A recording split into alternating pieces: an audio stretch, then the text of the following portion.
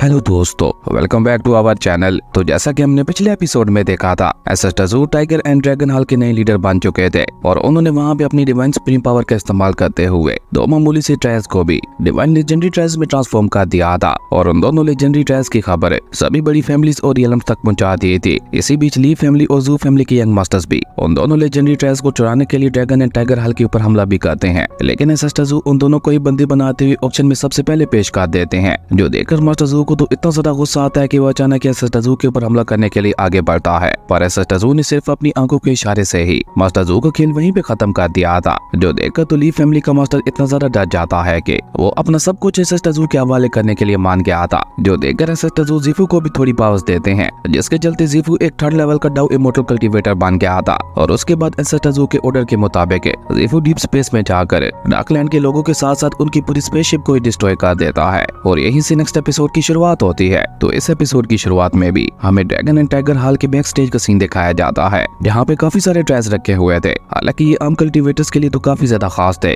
लेकिन एसएस टज़ू को उनमें से कोई भी ट्रायल इतना ज्यादा खास दिखाई नहीं दे रहा था, इसलिए वो वहाँ पे एक एक करके सभी ट्रायल्स को बहुत ही गौर से चेक कर रहे थे। इसी बीच जीफू वहाँ पे भागते हुए आकर एक्साइटेड होते हुए एसएस टज़ू को बताता है कि हमारी लाइफ ट्रांसफॉर्मिंग हेमली पिल पूरे 99 मिलियंस में सोल्ड आउट हुई है, जो कि हमारे पवेलियन हाउस का एक नया रिकॉर्ड भी बन चुका है। और ये कहकर जीफू वहाँ पे स्माइल करते हुए एसएस टज़ू की तरफ देखने लगा था, क्योंकि बेचारे जीफू को लग रहा था कि शायद अभी एसएस टज़ू उसकी तारीफ करेंगे, लेकिन एसएस टज़ू तो वहाँ पे कोल्ड टून में कहते हैं ये तो बहुत ही कम कीमत है, जितनी कीमत मैंने सोची थी ये तो उसका 1% भी नहीं है। और ये कहकर एसएस टज़ू वहाँ पे अपनी डिवाइन सुप्रीम पावर का इस्तेमाल करते हुए एक मामूली से स्पिरिचुअल स्टोन को छूते हुए उसे वहाँ पे उठा लेते हैं, और जैसे ही वो स्पिरिचुअल स्टोन वहाँ पे एसएस टज़ू की डिवाइन सुप्रीम वाली पावर की चपेट में आता है, तो अचानक ही वो स्टोन वहाँ पे बहुत ज्यादा चमकने लगा था, क्योंकि एक ही झटके में एसएस टज़ू ने वहाँ पे उस मामूली से दिखने वाले स्टोन को डिवाइन स्टोन में ट्रांसफॉर्म कर दिया था, जो कि बेचारे छोटे जीफू के लिए भी काफी ज्यादा शॉकिंग था। वो अपनी आंखें फाड़े वहाँ पे ये सब होते हुए देख रहा था। तभी एसएस टज़ू वहाँ पे उस डिवाइन स्टोन को जीफू को देते हुए कहते हैं, अब इस डिवाइन स्टोन की जाकर ऑक्शन करवाओ और फिर मुझे आकर बताना कि ये कितने में बिका है। पर बेचारा जीफू तो अभी तक भी वहाँ पे शौक में ही था। वो वहाँ पे हैरान होते हुए कहता है कि सिर्फ एसएस टज़ू के छूने भर से ही ये मामूली सा दिखने वाला स्टोन डिवाइन स्टोन में कैसे ट्रांसफॉर्म कर गया। इवन इस स्टोन की ये चमक तो इसे किसी डिवाइन स्टोन से भी ज्यादा खास बना रही है। लेकिन तभी बेचारे जीफू को याद आता है कि वो किसके बारे में बात कर रहा है, जिसने सिर्फ एक ही झटके में जीफू जैसे कमजोर बच्चे को भी थर्ड लेवल का इमोर्टल डाउ कल्टीवेटर बना दिया था। और यही सोचकर जीफू जल्दी से वहाँ पे उस डिवाइन स्टोन की भी ऑक्शन करवाने के लिए चला जाता है। उसके बाद हमें थोड़ी देर बाद का सीन दिखाया जाता है,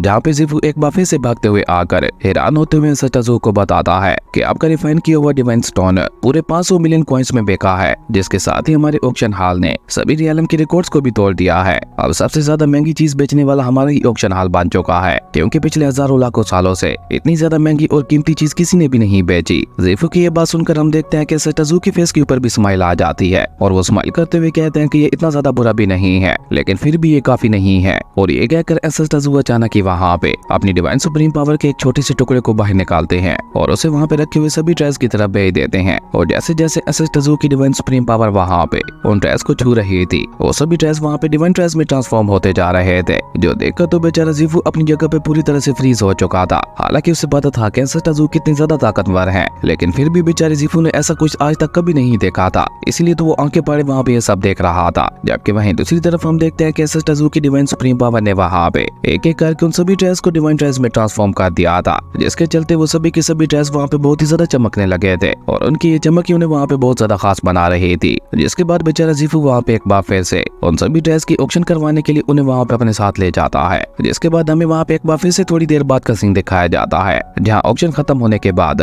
जीफू उन सभी ट्रायल्स का हिसाब करते हुए वापस वहाँ पे एसएस टज़ू के पास आ जाता है। इवन उनमें से कुछ ट्रायल्स तो ऐसे भी थे जो कि 900 मिलियन कॉइन से भी ज्यादा महंगे दामों में बिके थे। और जब बेचारा जीफू वहाँ पे उन सभी ट्रायल्स का हिसाब करता है, तो उसकी तो आंखें वहाँ पे बाहर आने को हो चुकी थी, क्योंकि वो सभी के सभी डिवाइन ट्रायल्स वहाँ पे पूरे 28.6 बिलियन कॉइन्स में बिके थे। और ये कीमत इतनी ज्यादा थी कि उसे कैलकुलेट करते हुए बेचारे जीफू को सर वहाँ पे चकराने लगा था, और अचानक ही वो वहाँ पे हैरान होते हुए वहीं पे गिरकर बेहोश हो जाता है, जो देखकर एसएस टज़ू उसे दोबारा वहाँ पे होश में लाते हुए कहते हैं, नहीं ये भी काफी नहीं है। और ये कहकर एसएस टज़ू वहाँ पे अपनी डिवाइन सुप्रीम पावर का इस्तेमाल करके आसपास के प्योर हेवन एंड अर्थ के ऑरा को वहाँ पे इकट्ठा करने लगा था, जिसके चलते आसपास की सारी खास चीजें वहाँ पे खुद ब खुद उड़ते हुए एसएस टज़ू के पास ही आने लगे थे। इवन वो एनर्जी इतनी ज्यादा ताकतवर थी कि वो वहाँ पे जीफू को भी अपनी तरफ खींचने लगती है, लेकिन बेचारे जीफू ने वहाँ पे एक पिलर को पकड़ते हुए किसी तरह से खुद को वहाँ पे बचा लिया था। और देखते ही देखते एसएस टज़ू टजू की डिवाइन सुप्रीम पावर ने वहाँ पे पूरी सिटी को कवर कर लिया था, लेकिन एस एस टजू वहाँ पे भी नहीं रुकते। वो लगातार अपनी डिवाइन सुप्रीम पावर को वहाँ पे बढ़ा ही जा रहे थे, जिसके चलते वो पावर वहाँ पे बढ़ते हुए फायरीलैंड फॉरेस्ट में आ जाती है, जहाँ पे एक बर्ड मजे से अपने घोंसले में बैठे हुए आराम कर रही थी कि तभी अचानक एस एस टजू की डिवाइन सुप्रीम पावर वहाँ पे उस बर्ड के अंडे को भी वहाँ पे अपनी तरफ खींच लेती है, जो देखकर वो बर्ड भी अपनी जुबान में गालियां देने लगी थी। इसी तरह हमें वहाँ पे एक रिवर का भी सीन दिखाया जाता है, जहाँ पे एस एस टजू की डिवाइन सुप्रीम पावर ने एक फिश तक को भी अपनी तरफ खींचना शुरू कर दिया था। और जैसे वहाँ पे खड़े हुए एक शिकारी की नजर उस फिश के ऊपर पड़ती है तो वो वहाँ पे खुश होते हुए कहता है कि आज का दिन तो बहुत ही ज्यादा कमाल का है, आते साथ ही मेरे हाथों में एक इतना बड़ा शिकार लगने वाला है। और ये कहकर उस शिकारी ने वहाँ पे खुश होते हुए अपने जाल को भी बाहर निकाल लिया था। लेकिन जब वो शिकारी वहाँ पे उस फिश को करीब से देखता है तो अचानक उसे वहाँ पे एक बहुत बड़ा झटका लगता है और वो वहाँ पे पहले से भी ज्यादा एक्साइटेड होते हुए कहता है, ये तो कोई मामूली फिश नहीं है बल्कि फिश किंग है, जिसे पकड़ने के लिए मैं पिछले 500 सालों से इंतजार कर रहा था और फाइनली आज मेरे 500 सालों का इंतजार खत्म हो ही गया। और ये कहकर वो शिकारी वहाँ पे जल्दी से आगे बढ़ते हुए उस फिश किंग को पकड़ने के लिए आगे बढ़ता है। लेकिन जैसे वो वहाँ पे उस फिश किंग को अपने जाल में फंसाने की कोशिश करता है तो अचानक ही हम देखते हैं कि एस एस टजू की डिवाइन सुप्रीम पावर वहाँ पे उस फिश किंग को भी अपनी तरफ खींच लेती है और बेचारा वो शिकारी सीधा वहाँ पे नीचे रिवर में जा गिरा था और उसके 500 सालों का इंतजार उसकी आंखों के सामने किसी और की तरफ चला गया था। लेकिन एस एस टजू की डिवाइन सुप्रीम पावर वहाँ पे भी नहीं रुकती और उसने देखते ही देखते पूरे डीप स्पेस को भी वहाँ पे कवर करना शुरू कर दिया था, जहाँ डीप स्पेस के अंदर मौजूद एक बहुत ही ज्यादा खास स्टोन भी उड़ते हुए सीधे एस एस टजू की डिवाइन सुप्रीम पावर की चपेट में आ जाता है। जैसे एस एस टजू की डिवाइन सुप्रीम पावर ने वहाँ पे अलग अलग टुकड़ों में बांट दिया था, जिसके बाद वो सभी ड्रेस वहाँ पे एक एक करके एस एस टजू के पास वापस आने लगते हैं। और ज़ीफू बेचारा जो कि वहाँ पे अपनी आंखें फाड़े ये सब देख रहा था, वो वहाँ पे पूरी तरह से हैरान होते हुए कहता है, क्या ये सभी हमारे नाइन्थ रियलम में फैले हुए वही ट्रेस हैं जिन्हें पाने के लिए कल्टीवेटर्स न जाने पिछले कितने सालों से इंतजार कर रहे थे। इवन इनमें से कुछ ट्रेस तो ऐसे भी हैं जिनके बारे में लोगों को लगने लगा था कि वो बस एक अफवाह ही है, पर एस एस टजू ने तो यहीं पे खड़े होकर इन सभी ट्रेस को यहाँ पे अपने पास बुला लिया। जो देखकर ज़ीफू वहाँ पे अपना गाल खींचते हुए कहता है, कहीं मैं कोई सपना तो नहीं देख रहा। लेकिन एस एस टजू वहाँ पे भी नहीं रुकते और वो अपनी डिवाइन सुप्रीम पावर का इस्तेमाल करते हुए उन सभी खास ट्रेस को वहाँ पे और भी ज्यादा खास बना देते हैं। जो देखकर तो बेचारा ज़ीफू अब वहाँ पे ऑलमोस्ट कोमा में ही जा चुका था, क्योंकि वो सभी ट्रेस पहले ही ऐसे थे कि उन्हें पाने के लिए कोई भी कल्टीवेटर अपना सब कुछ दांव पे लगाने के लिए तैयार था। लेकिन एस एस टजू ने यहाँ पे इन सभी ट्रेस के पास को और भी ज्यादा बढ़ा दिया था और यही सब देखकर बेचारा ज़ीफू वहाँ पे हैरान होते हुए कहता है, एस एस टजू तो वाकई बहुत ज्यादा कमाल के हैं। इवन अब तो मुझे ऐसा लग रहा है कि अगर वो चाहें तो हमारे पूरे के पूरे वर्ल्ड को भी अपग्रेड कर सकते हैं। लेकिन एस एस टजू वहाँ पे उसकी सारी बातों को इग्नोर करते हुए कोल्टून में कहते हैं कि इन सभी ट्रेस को भी अपने साथ ऑक्शन हॉल में ले जाओ और जाकर इन सभी की भी ऑक्शन करवाओ। एस एस टजू का यह आदेश सुनकर ज़ीफू भी वहाँ पे और ज्यादा देर ना करते हुए जल्दी से ऑक्शन हॉल की तरफ ही बढ़ गया था। खैर उसके बाद सीन चेंज होता है और हमें जुआनटियन पवेलियन हाउस का सीन दिखाया जाता है, जो कि ड्रैगन एंड टाइगर हॉल का सबसे बड़ा कॉम्पिटिटर था। पर जब से S S Tzu dragon and tiger hall के नए लीडर बने थे तो तब से dragon and tiger hall Juantian pavilion house से बहुत ज्यादा आगे निकल चुका था और यही बात वहाँ पे लेडी माता जुआन को परेशान कर रही थी। लेडी माता जुआन वहाँ पे गुस्से से चिल्लाते हुए कहती है, dragon and tiger hall bar bar auction करवाते हुए हमसे बहुत ज्यादा आगे निकलता जा रहा है। इवन अब तो ड्रैगन एंड टाइगर हॉल पूरे फायरीलैंड में सबसे ज्यादा अमीर बन चुका है। इवन अगर पूरे फायरीलैंड की दौलत को भी मिला दिया जाए तो ड्रैगन एंड टाइगर हॉल की दौलत फिर भी उनसे 100 गुना ज्यादा होगी। लेडी माता जुआन की ये बात सुनकर उसका छोटा भाई टियान वहाँ पे उससे कहता है कि असल में तो ये सब उसने आने वाले पर्सन की वजह से हो रहा है। उसकी रिफाइनिंग स्किल्स बहुत ही ज्यादा कमाल की हैं और वो एक ही दिन में न जाने कितने ही डिवाइन लेवल के ट्रेस को रिफाइन कर देता है और ऊपर से उसके रिफाइन की हुई हर एक ट्रायर की कीमत कई हजारों मिलियन कॉइंस में होती है। न जाने वो पर्सन कौन है और कहां से आया है, लेकिन जब से वो यहाँ पे आया है पूरे नाइन्थ रियलम के अंदर हलचल मची हुई है। इवन मैंने उसके ओरिजिन के बारे में जानने की कोशिश तो बहुत ज्यादा की, लेकिन मुझे उसके बारे में कुछ भी पता नहीं चला। पर एल्डर सिस्टर मेरे पास एक आइडिया है कि उस पर्सन को हम अपने साथ मिला ले। ऐसा करने से आप जानती ही है कि हमारा कितना ज्यादा फायदा होगा। अपने छोटे भाई टियान की ये बात सुनकर मिस जुआन वहाँ पे उसे कहती हैं कि तुम कह तो बिल्कुल ठीक रहे हो, वो पर्सन मुझे किसी भी कीमत पर चाहिए, वरना अगर ये सब ऐसा ही चलता रहा तो हमारा जुआन टियान पवेलियन हाउस तो पूरी तरह से तबाह हो जाएगा। अपनी बड़ी बहन की ये बात सुनकर टियान उससे कहता है, लेकिन वो पर्सन बहुत ही ज्यादा ताकतवर है, उसे जबरदस्ती हम अपने साथ नहीं मिला सकते, क्योंकि जब मैं उस पर्सन के बारे में पता लगाने की कोशिश कर रहा था तो मुझे पता चला था कि उसने सिर्फ अपने एक इशारे से ही डार्कलैंड की स्टारशिप तक को भी डिस्ट्रॉय कर दिया था। इसी से आप अंदाजा लगा सकते हैं कि वो पर्सन कितना ज्यादा ताकतवर होगा। इसलिए मेरे ख्याल से उसे अपने साथ मिला पाना बहुत ही ज्यादा मुश्किल काम है। अपने छोटे भाई टियान की ये बात सुनकर लेडी माता जुआन वहाँ पे उसे कहती है कि यहाँ पे सभी लोग पैसों के लिए काम करते हैं और जरूर वो पर्सन भी पैसों के लिए काम कर रहा होगा, और अगर हम उसे ज्यादा प्रॉफिट का लालच देते हैं तो मुझे पूरा यकीन है कि वो हमारे साथ काम करने के लिए मान जाएगा। अब बताओ, ये लोग हेल गॉड को रिश्वत देने की बात कर रहे हैं। वाकई जमाना बहुत ज्यादा खराब आ चुका है। वहीं लेडी माता जुआन वहाँ पे एक डेविल स्माइल करते हुए कहती है, इस पैसे ने तो बड़े बड़े लोगों का सामान खरीद लिया है, तो फिर ये की रिफाइनिंग स्टेक कल्टीवेटर भला क्या ही चीज है। उसे मैं ऐसा ऑफर दूंगी कि वो चाहकर भी हमें मना नहीं कर पाएगा। खैर उसके बाद सीन चेंज होता है, हमें दोबारा ड्रैगन एंड टाइगर हॉल के ऑक्शन हॉल का सीन दिखाया जाता है, जहाँ ज़ेंगलोंग अपने ऑक्शन हॉल की सारी कमाई को एक स्टोरी बॉल के अंदर डाल देती है और वो कीमत इतनी ज्यादा थी कि उसे देखकर तो बेचारी ज़ेंगलोंग को भी एक बहुत बड़ा झटका लगता है। वो वहाँ पे हैरान होते हुए कहती है कि इतने ज्यादा पैसों के साथ तो मैं अपने इस प्लेनेट की तरह तीन प्लेनेट को खरीद लूं। और ये कहकर ज़ेंगलोंग अचानक ही वहाँ पे थोड़ा सीरियस होते हुए कहती है ये पैसे बहुत ही ज्यादा हैं, जिसे देखकर कोई भी इसे मुझसे छीनने की कोशिश कर सकता है, इसलिए मेरे लिए बेहतर यही रहेगा कि मैं इन पैसों को जल्द से जल्द एसेटाज़ू के ही हवाले कर दूं। और अभी बेचारी ज़ेंगलोंग वहाँ पे ये सब सोच ही रही थी कि तभी अचानक उसे वहाँ पे अपने ऑक्शन हॉल के अंदर कुछ लोगों के आने की आहट सुनाई देती है, जिसे सुनकर तो एक पल के लिए ज़ेंगलोंग भी वहाँ पे घबरा जाती है, लेकिन वो वहाँ पे जल्दी से खुद को संभालते हुए उनसे कहती है आखिर तुम लोग यहाँ पे क्या कर रहे हो, क्या तुम लोग यहाँ पे मुझसे मेरे पैसे चुराने के लिए आए हो? लेकिन ऐसा सोचना भी मत, क्योंकि इन पैसों को हासिल करने के लिए तुम्हें मेरी लाश से गुजरना होगा। पर मुझे माना तुम दोनों के लिए इतना ज्यादा भी आसान नहीं होने वाला, क्योंकि मैं भी यहाँ पे तुम दोनों में से एक को तो मार के ही मरूंगी। ज़ेंगलोंग की ये बात सुनकर मिज़वान के फेस के ऊपर एक स्माइल आ जाती है। असल में ऑक्शन हॉल के अंदर आने वाला कोई और नहीं बल्कि मिज़वान ही थी, जो कि अपने भाई टियान के साथ एक डेविल स्माइल करते हुए धीरे धीरे वहाँ पे ऑक्शन हॉल में आगे की तरफ बढ़ रही थी। और ज़ेंगलोंग की ये सारी बातें सुनकर वो वहाँ पे एक डेविल स्माइल करते हुए ज़ेंगलोंग से कहती है कि मुझे तुम्हारे पैसों से कोई भी मतलब नहीं है, मैं तो यहाँ पे इस पर्सन के लिए आई हूँ। और ये कहकर मिज़वान वहाँ पे एसेटाज़ू की तरफ इशारा करते हुए कहती है कि मुझे ये पर्सन चाहिए। मिज़वान की ये बात सुनकर तो बेचारी ज़ेंगलोंग को वहाँ पे पहले से भी ज्यादा बड़ा झटका लगता है, लेकिन जब वो पलट कर पीछे देखती है तो उसकी नजर वहाँ पे एसेटाज़ू के ऊपर पड़ती है,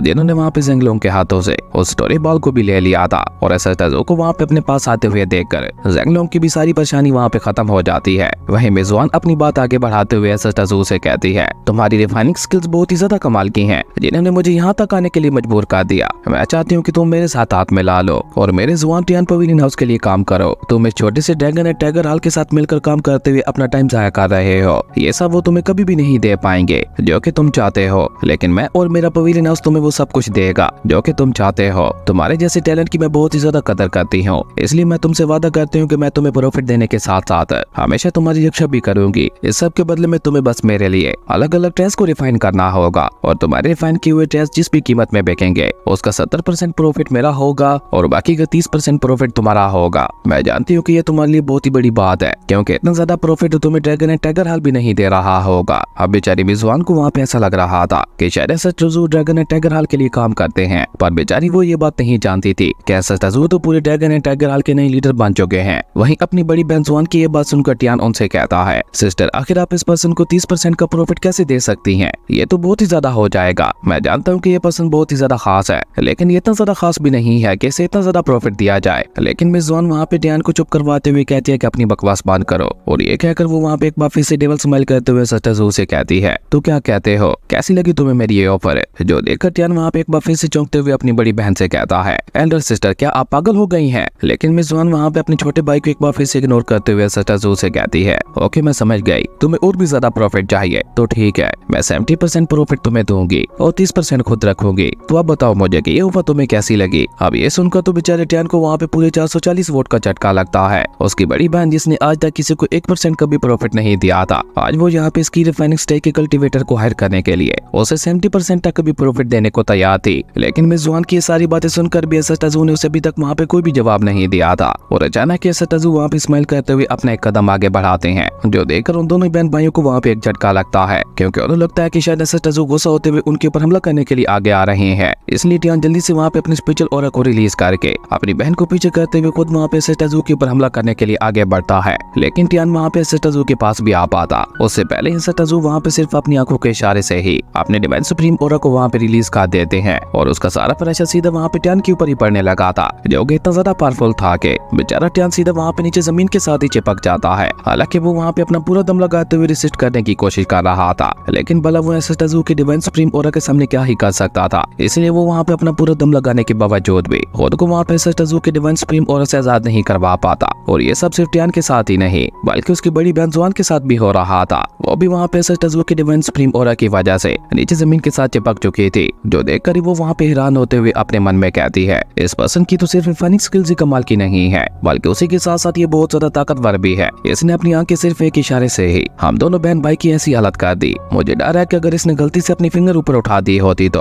अब तक हम दोनों बहन भाइयों का खेल खत्म हो चुका होता। मैंने इसे अंडर एस्टिमेट करने की गलती की। वहीं एसेटाज़ू जो कि मिस जुआन की मन की बातों को भी सुन पा रहे थे। वो वहाँ पे स्माइल करते हुए मिस जुआन से कहते हैं, तुम दोनों बहन भाई तो बहुत ही ज्यादा कमजोर निकले और अभी थोड़ी देर पहले तुम यहाँ पे मेरी रक्षा करने की बात कर रहे थे। अब बताओगे यहाँ पे किसको रक्षा की जरूरत है? लेकिन तुम अपने दिमाग में जो कुछ भी सोच रही हो वो बिल्कुल सही है। शुक्र मनाओ कि मुझे तुम्हारे ऊपर गुस्सा नहीं आया, वरना अब तक मैं तुम्हारी एग्जिस्टेंस को इस वर्ड से खत्म कर देता। पर तुम मुझे काफी ज्यादा इंटरेस्टिंग लगी हो, इसलिए तुम्हारे साथ साथ मैं तुम्हारे भाई को भी छोड़ रहा हूँ। और ये कहकर एसेस्टजू वहाँ पे उन दोनों के ऊपर से ही अपने और प्रेशर को हटा देते हैं और उसके बाद वहाँ पे कोल्ड टोन में मिस जुआन से कहते हैं कि मुझे तुम्हारी ऑफर तो पसंद आई है, लेकिन हम लोग बिजनेस तुम्हारे तरीके से नहीं बल्कि मेरे तरीके से करेंगे। और तुम मुझे यहाँ पे खरीदने के लिए आई थी ना, तो अब मैं ही यहाँ पे तुम्हें खरीदता हूँ। एसेस्टजू की ये बात सुनकर पहले तो उन दोनों बहन भाइयों को वहाँ पे एक बहुत बड़ा झटका लगता है, लेकिन मिस जुआन वहाँ पे कुछ सोचते हुए अपनी जगह से खड़ी होकर एसेस्टजू से कहती है कि ठीक है, मुझे आपकी ये ऑफर मंजूर है। अपनी बड़ी बहन की ये बात सुनकर टियान को वहाँ पे एक बार फिर से एक बहुत बड़ा झटका लगता है, जो देखकर वो अपनी बहन को समझाने की भी कोशिश करता है। लेकिन मिस जुआन वहाँ पे अपने छोटे भाई को समझाते हुए कहती है कि तुमने शायद अभी अभी इस पर्सन की पास को नहीं देखा, अगर ये चाहता तो बहुत ही आसानी से हमारे साथ साथ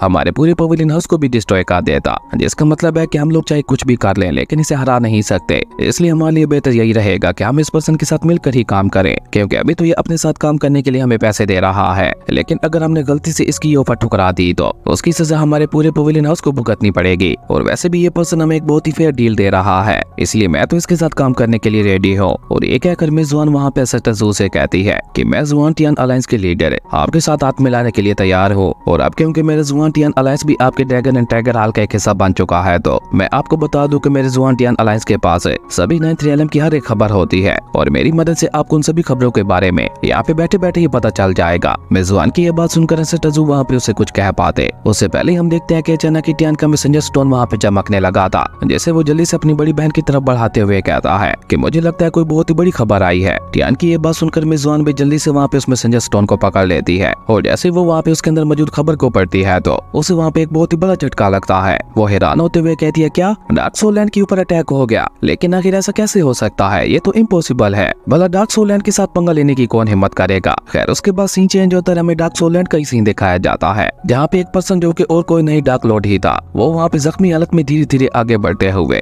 एक सीक्रेट फॉरबिडन प्लेस में आ जाता है, जहाँ पे डार्क लॉर्ड को एक ओल्ड लेडी की आवाज सुनाई देती है, जो कि थोड़ा घबराते हुए वहाँ पे डार्क लॉर्ड से कहती है, हमारे भेजे हुए सभी लोग मारे जा चुके हैं और अब वहाँ पे हमारी मदद करने वाला पीछे कोई भी नहीं बचा। उस ओल्ड लेडी की ये बात सुनकर डार्क लॉर्ड भी वहाँ पे थोड़ा सीरियस होते हुए कहता है कि मुझे लगता है कि अब इस सबको कोई भी फायदा नहीं है, हमें भी उन सभी के साथ मत जाना चाहिए था। और ये कहते कहते डार्क लॉर्ड की हालत वहाँ पे एक बार फिर से खराब होने लगी थी, पर वो जल्दी से वहाँ पे खुद को संभालते हुए अपनी उस लेडी एल्डर से कहता है कि आपको मेरा एक काम करना होगा, आपको जल्द से जल्द मेरे 99 ब्रदर के पास जाकर उसे सबके बारे में बताना होगा। मुझे उम्मीद है कि वो हमारी मदद जरूर करेगा और हो सके तो उसे अपने ट्रूप्स भी यहाँ पे भेजने के लिए बोल देना। डार्क लॉर्ड कैसे कहते ही हम देखते हैं कि अचानक ही वहाँ पे वो फॉरबिडन अल्टर एक्टिवेट हो जाती है और वहाँ पे बने हुए बड़े बड़े स्टैचूज के बीचों बीच एक पोर्टल ओपन होने लगा था और उन तीनों ही पोर्टल्स के अंदर से 3 डार्क एल्डर्स निकल कर बाहर आते हैं, जिन्हें देखकर डार्क लॉर्ड वहाँ पे आदेश देते हुए कहता है कि यहाँ पे इस तरह से ज्यादा देर रुके मत रहो, जल्दी से निकलो यहाँ से। अपने डार्क लॉर्ड की ये बात सुनकर हम देखते हैं कि वो तीनों एल्डर्स भी वहाँ पे ज्यादा देर ना करते हुए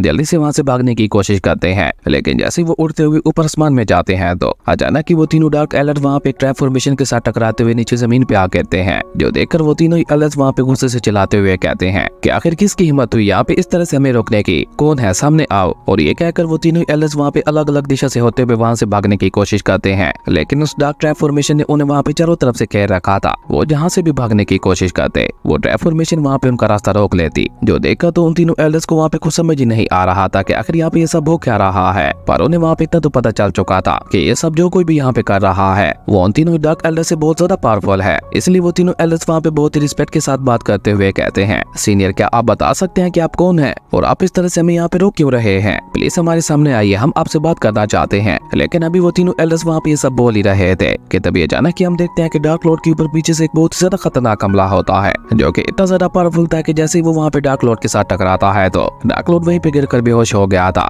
जो देखकर वो तीनों एल्डर्स अपने डार्क लॉर्ड का नाम चिल्लाते हुए वहाँ पे अपने डार्क लॉर्ड की तरफ आगे बढ़ने लगते हैं। लेकिन तभी अचानक ही वहाँ पे उनके डार्क लॉर्ड के पास एक लेडी डिमोनिक मास्टर वहाँ पे टेलीपोर्ट होती है, जिसका नाम चाओ फेंग था, जो कि वहाँ पे आते हुए उन तीनों एल्डर से कॉल टून में कहती है कि तुम में से कोई भी यहाँ से बचकर नहीं भाग पाएगा। चाओ फेंग की ये बात सुनकर उन तीनों में से एक एल्डर वहाँ पे अपने हाथों को कसते हुए अपने साथियों से कहता है, तो ये सीनियर हमें यहाँ से ऐसे ही नहीं जाने देने वाली। उस एल्डर की ये बात सुनकर वो लेडी एल्डर वहाँ पे अपने बाकी साथियों से कहती है, अगर ऐसी बात है तो तो फिर हमें भी अपनी उसी डार्क सोल पावर का इस्तेमाल करना होगा जिसे हम लोग इस सीक्रेट अल्टर के अंदर रहकर पिछले हजारों सालों से प्रैक्टिस कर रहे थे। चलो आज क्यों न मिलकर एक बार सीनियर को भी अपनी पावर का नमूना दिखा दिया जाए। और ये कहकर अचानक उन तीनों एल्डर्स ने वहाँ पे अपनी डार्क सोल पावर को रिलीज करना शुरू कर दिया था और वो तीनों वहाँ पे अपनी अपनी डार्क सोल पावर का इस्तेमाल करते हुए डार्क घोस्ट शैडो को समन कर लेते हैं, जो कि दिखने से ही बहुत ज्यादा खतरनाक और पावरफुल दिखाई दे रहे थे। लेकिन उन डार्क घोस्ट शैडोज को देखकर भी चाओ फैंग को तो वहाँ पे कोई भी फर्क नहीं पड़ता, जो देखकर उन तीनों एल्डर्स को भी वहाँ पे काफी ज्यादा गुस्सा आ गया था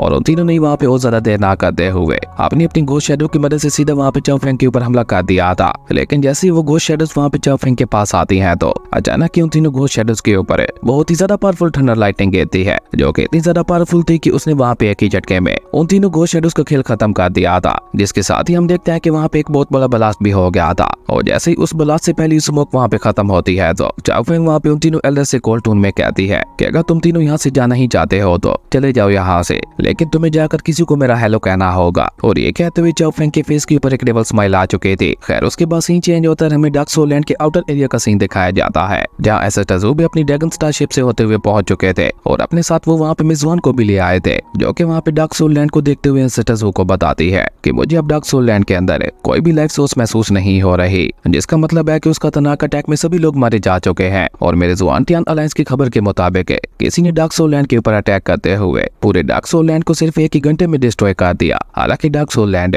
बाकी सभी नाइन्थ रियल्म से बहुत ज्यादा ताकतवर था, लेकिन उसके बावजूद भी उसे सिर्फ एक ही घंटे में खत्म कर दिया गया। यही बात मुझे यहाँ पे परेशान कर रही है। वहीं एसेट टज़ू की नजर वहाँ पे अपने सामने जाती है जहाँ पे डार्क सोल लैंड पूरी तरह से डिस्ट्रॉय हो चुका था, जिसके डिस्ट्रॉय हो जाने की वजह से वहाँ पे 3 अलग अलग टाइप की एनर्जी मौजूद थी, जिनमें से सबसे पहले थी लाइटिंग, सेकंड थंडर और थर्ड पे थी ब्लैक करप्शन ऑफ पावर। लेकिन इस ब्लैक करप्शन ऑफ पावर के बारे में मेजबान को भी कोई खबर नहीं थी, इसलिए वो उसे देखकर वहाँ पे हैरान होते हुए कहते हैं कि ये कितनी अजीब सी एनर्जी है और मुझे लगता है इसी पावर का इस्तेमाल करते हुए डार्क सोल लैंड को डिस्ट्रॉय किया होगा। क्योंकि भले ये तीनों एनर्जी यहाँ पे बहुत ही ज्यादा मामूली दिखाई दे रही है, लेकिन अगर इन तीनों पावर्स को गौर से देखा जाए तो ये तीनों की तीनों पावर्स डिवाइन लेवल की है। और ये कहकर मेजबान वहाँ पे परेशान होते हुए कहती है आखिर डार्क सोल लैंड का मुकाबला ऐसे कौन से खतरनाक दुश्मन के साथ हुआ था जिनके पास इतनी ज्यादा खतरनाक पावर्स है। मुझे लगता है ये काम किसी प्लेनेट की पूरी आर्मी ने किया होगा, क्योंकि इतनी ज्यादा तबाही तो पूरी आर्मी ही ला सकती है। मेजबान की ये बात सुनकर एसेट टज़ू वहाँ पे कोल्ड टोन में उसे जवाब देते हुए कहते हैं कि ये सब किसी आर्मी का काम नहीं है, बल्कि ये सारी तबाही सिर्फ एक ही पर्सन ने मचाई है। और ये कहकर एसेट टज़ू वहाँ पे एक बार फिर से अपनी डिवोरिंग टेक्निक का इस्तेमाल करते हुए उन तीनों पावर्स को वहाँ पे अपने हाथ में इकट्ठा करने लगे थे। और जैसे ही वो सारी एनर्जी इकट्ठा होते हुए वहाँ पे एसेट टज़ू के हाथों में आ जाती है तो और ऊपर से उस पर्सन ने सारा काम अपने सिर्फ एक ही अटैक में किया है, और वो भी सिर्फ मेरा ध्यान अपनी तरफ खींचने के लिए। अगर उस पर्सन को मुझसे मिलने की इतनी ज्यादा जल्दी है तो चलो चलकर एक बार उससे मिल ही लेते हैं। और ये कहते कहते एसेट टज़ू वहाँ पे बहुत ज्यादा गुस्सा हो चुके थे। उनका गुस्सा उनके फेस के ऊपर साफ साफ दिखाई दे रहा था, जिसका मतलब है कि अब काफी सारे लोग एक बार फिर से मरने वाले हैं। और इसी कमाल के सीन के साथ हमारी अमेजिंग एपिसोड यहीं पे खत्म हो गया था। दोस्तों अगर आपको ये वीडियो अच्छी लगी तो लाइक कर दें और अगर चैनल पे नए आए हो तो सब्सक्राइब करते जाना। तो मिलते हैं एक नई वीडियो में, तब तक के लिए बाय।